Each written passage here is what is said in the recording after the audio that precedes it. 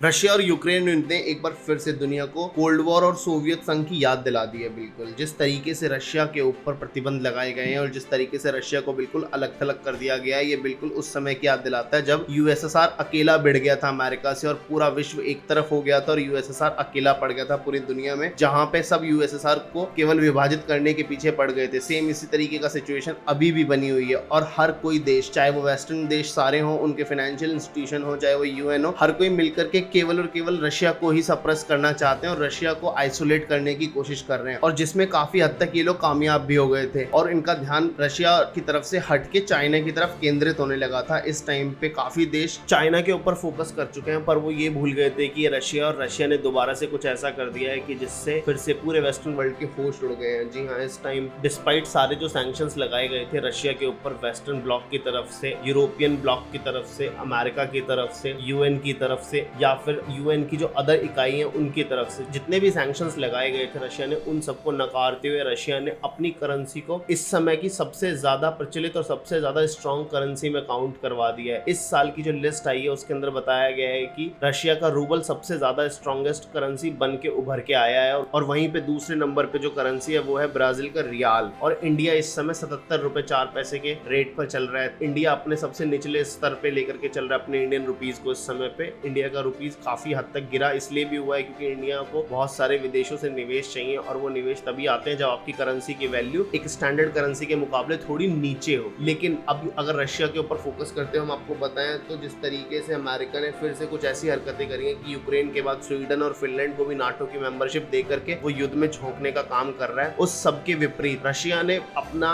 एक strong hand दिखाते हुए ये क्लियर कर दिया है कि ये रशिया है और यूएसएसआर की तरह इसका विक्टिम करना बहुत मुश्किल है। इसलिए रशिया के ऊपर सारी आइज आकर के टिक गई है। इस टाइम पे वर्ल्ड लेवल पे देखा जाए तो ये बहुत ज्यादा अप्रिशिएट करने वाली बात है पूरे वर्ल्ड के अंदर, और बहुत लोग इसे कर भी रहे हैं कि रशिया ने जिस तरीके से अपने इकोनॉमी को संभाला है डिस्पाइट वेस्टर्न सैंक्शंस, और सारे के सारे कंपनीज, कंट्रीज और इंटरनेशनल बॉडीज रशिया के अगेंस्ट हैं उस सूरत में भी। पर अगर रशिया और अमेरिका को देखा जाए तो आपकी क्या राय है? इन दोनों देशों में से सैन्य तौर पे सबसे ज्यादा स्ट्रॉन्ग कंट्री कौन सी है? आप लोगों के हिसाब से अपनी राय कमेंट करके बताना बिल्कुल ना भूले, और thank you very much for watching this video.